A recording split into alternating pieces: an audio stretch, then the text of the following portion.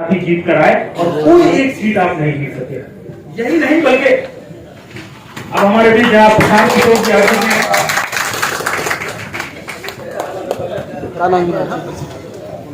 प्रशांत किशोर जी वही शख्स है जिसके बारे में अभी बता रहा था कि 16 महीनों से पदयात्रा करते हुए भितरवा आश्रम से जब भी चले हैं और मुसलसल चलते चलते अभी यात्रा सहरसा तक पहुंची है।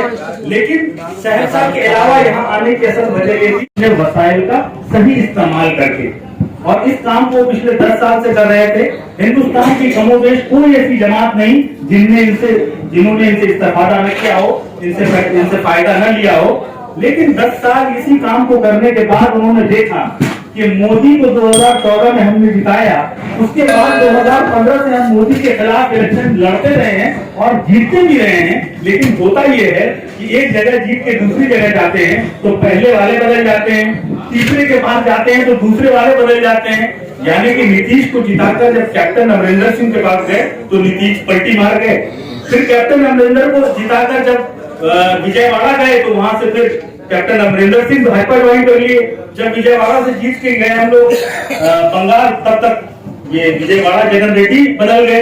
तो ऐसी सूरत में हो क्या रहा है कि आप सरकारें बनाते हैं, लेकिन वो सरकारें चाहे तो हुकूमत के दबाव में या अपने फायदे के लिए कंप्रोमाइज करके फिर उन्हीं हुकूमतों के साथ चली जाती है जिनको हराने के लिए आप भरपूर कोशिश करते हैं। तो उससे नुकसान क्या होता है कि डेमोक्रेसी में वोट तो आपका इस्तेमाल होता है, लेकिन हुकूमत किसी और की बन जाती है, ताकत किसी और के हाथ में चली जाती है। इसीलिए जो खदशात आपके दिलों में रह जाते हैं वो हमेशा बाकी रह जाते हैं।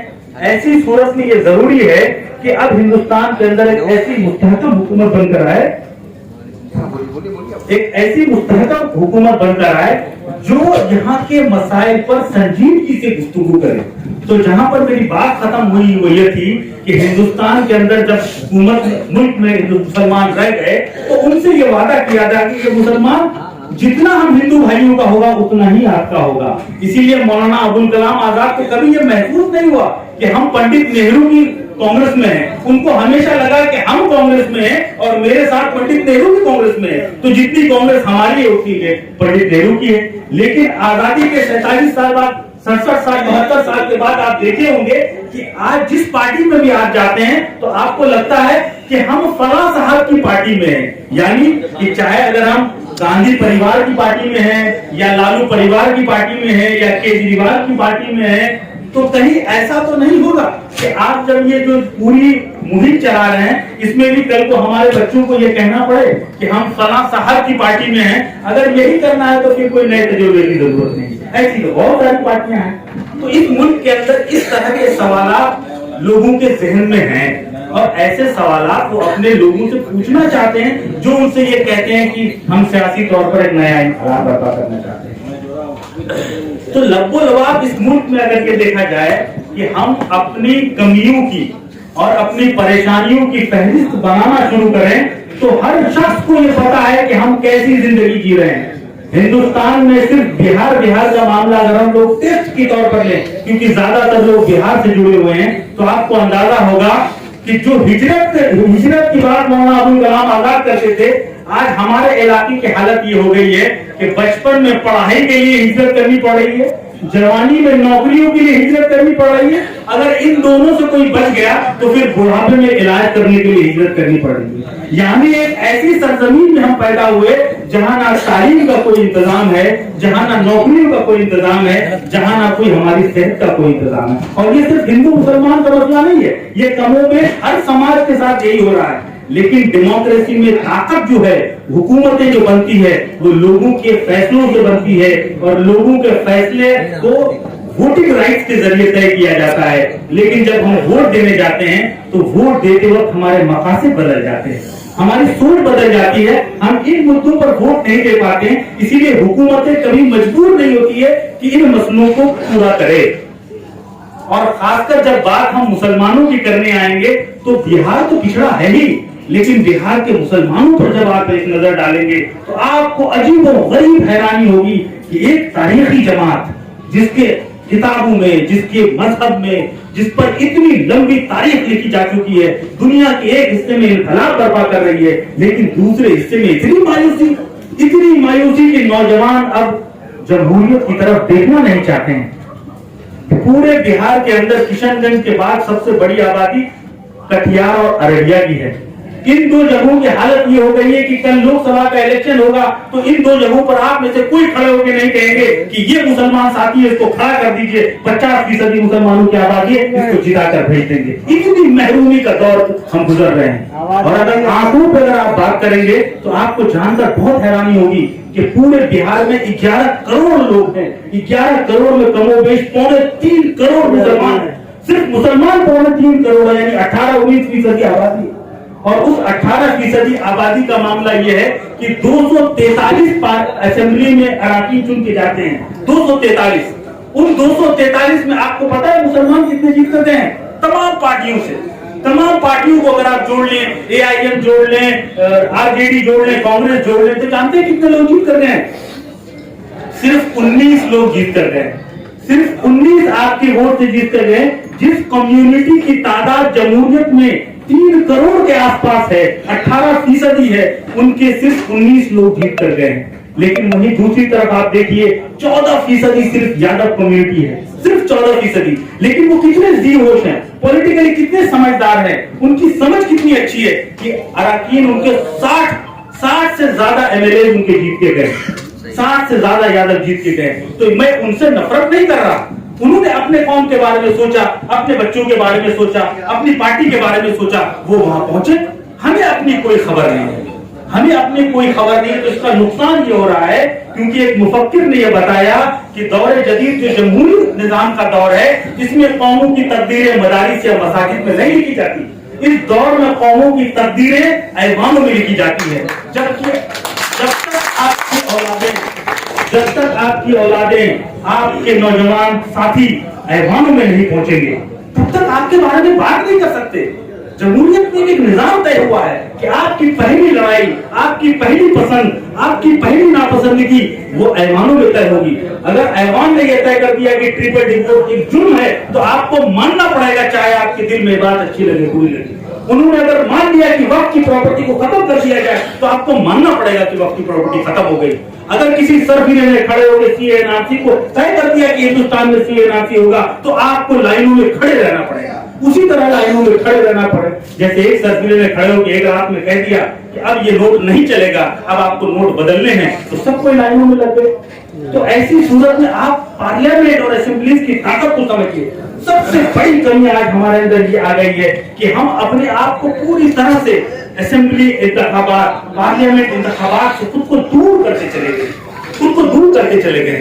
किसी अक्लमंद शख्स ने कहा है कि जब अक्लमंद लोग, पढ़े लिखे लोग, मुहज्जब लोग सियासत में नहीं आएंगे, तो याद रखिए आपसे कम अकल लोग आपका राजा बनकर आएगा, आप पर हुकूमत करने के लिए आएगा।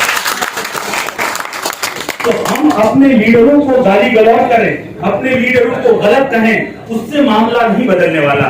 जरूरत इस बात की है कि हम में जो बेहतर है, हम में जो अच्छा है, उसके भरोसे को जीतें, उसके भरोसे को बढ़ाएं और उसको इस बात का यकीन दिलाएं कि आप ही वो सही शख्स हो, आप हमारी रहनुमाई करो, आप आगे बढ़ो।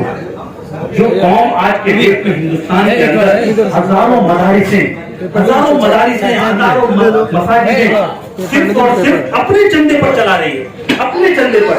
नजवा का नाम किसने नहीं सुना, देवबंद का नाम किसने नहीं सुना, लेकिन देवबंद की इतनी बड़ी इमारत आप कौम के पैसों पर चल रही है, एक पैसा बाहर की फंडिंग नहीं लेते। लेकिन उस कौम के नौजवानों को अगर आप कहिएगा कि आप सियासत में क्यों नहीं आते, आप पार्लियामेंट में क्यों नहीं पहुंच पा रहे, तो कहेंगे जनाब हमारे पास पैसा नहीं है। इस पूरे कौम में ये इतनी ताकत नहीं होगी कि अपने चंद लोगों को तय करके आगे बढ़ाए। अभी हिंदुस्तान के अंदर मैं आपको बताऊं, बिहार के अंदर 19 जब हम जीते हैं तो हमारी एक तादाद है, सर्वे किया कि आखिर हम 19 ही सिर्फ क्यों जीते हैं, तो हमें अंदाजा हुआ कि 47 सीटें ऐसी हैं, 40 से 47 सीटें ऐसी हैं जहां पर कोई नौजवान एक साल पहले से मेहनत करे, कोशिश करे, तो वो अपने दम पर वो सीटें जीत सकता है, वो अपने दिल पर जीत सकता है। चाहे भाजपा अपनी कितनी बुलंदी पर क्यों ना हो, हम जरूर जीत सकते हैं। लेकिन हमारी कौम ने वो जज्बा खो दिया, वो चीजें हम अब करने से डरते हैं, सोचते हैं इन चीजों में क्यों जिंदगी बर्बाद करें, नए सिरे से कुछ और कर लिया जाए। असल सियासत में आना क्यों जरूरी है, क्योंकि सियासत ही आज के दिन में आपकी हर तरह की ताकत प्रोवाइड करती है। आज आप सुने होंगे कि आपके मदारिस जितने खुले हुए हैं, इन मदारिस में एक रात में कोई कानून आएगा और वो कानून सब पर नाफिज कर दिया जाएगा। किसी मुल्क के अंदर एक तरह के जुर्म पर किसी को सजा होती है, दूसरे के तरह के जुर्म पर दूसरे को सजा नहीं होती है। ऐसी सूरत में ईमानदाराना कानून नाफिज करने के लिए आपके लोग चाहिए। और इल्म की बात अगर इस कौम की जाए तो बड़े अफसोस के साथ कहना पड़ रहा है, इल्म की बात बहुत अफसोस के साथ कहना पड़ रहा है कि हम सब लोग जो यहाँ मुसलमान साथी मौजूद हैं, इन सबको पता है कि हमारे मजहबी किताब कुरान है। कुरान का पहला लफ्ज है इकरा। कुरान का पहला लफ्ज आया इकरा। इकरा मतलब होता है पढ़ो। बदनसीबी से जब सर्वे हुआ तो ये अंदाजा हुआ जिस कौम के मजहबी किताब का पहला लफ्ज था पढ़ो, उस कौम के अंदर सबसे अनपढ़ लोग, सबसे कम सबसे ज्यादा इलिटरेट लोग मुसलमानों में हैं। ये बदनसीबी हमारी। इस बात को सोचने के लिए, कहने के लिए, बात करने के लिए समाज में कोई खड़ा नहीं हो रहा, कोई खड़ा नहीं हो रहा। मैं जब इनके साथ, इन्होंने अपनी पद यात्रा 2 अक्टूबर 2023 से भितरवाड़ में इस वेस्ट चंपारण से शुरू की, जहां से महात्मा गांधी जी ने अपनी यात्रा शुरू की थी। उस यात्रा के दौरान 16 महीनों से चलते चलते हम लोग अलग अलग गांव कस्बों से होते हुए तकरीबन 15 जिले में पद यात्रा कंप्लीट कर लिए। और 15 जिलों में हम लोग का तजरिया यह है कि सिर्फ ईस्ट चंपारण और वेस्ट चंपारण के बारे में मैं आपको बता दूं, ये 2 जिला मिलाकर 20 लाख मुसलमानों की आबादी है। ईस्ट चंपारण और वेस्ट चंपारण मिलाकर 20 लाख मुसलमानों की आबादी है। और इन 2 जिला मिलाकर 5 लोकसभा में एमपी चुने जाते हैं। ईस्ट चंपारण और वेस्ट चंपारण मिलाकर 5 एमपी चुने जाते हैं, 27 एमएलए चुने जाते हैं। आपको जानकर हैरानी होगी कि उन 5 एमपी में कोई मुसलमान नहीं है। ये बड़ी बात नहीं है। अब उन 5 एमपी की सीटों पर कोई लड़ने के लिए तैयार नहीं, कोई मुसलमान कैंडिडेट नहीं है। अफसोस इस बात का कि 5 एमपी की सीटों में कोई लड़ने के लिए मुसलमान नहीं मिल रहा, जबकि हर लोकसभा के अंदर 3 से 4 लाख मुसलमानों की आबादी है। और उन 2 जिलों में 27 सीटों में सिर्फ 1 सीट नरकटिया की है, जहां एक मुसलमान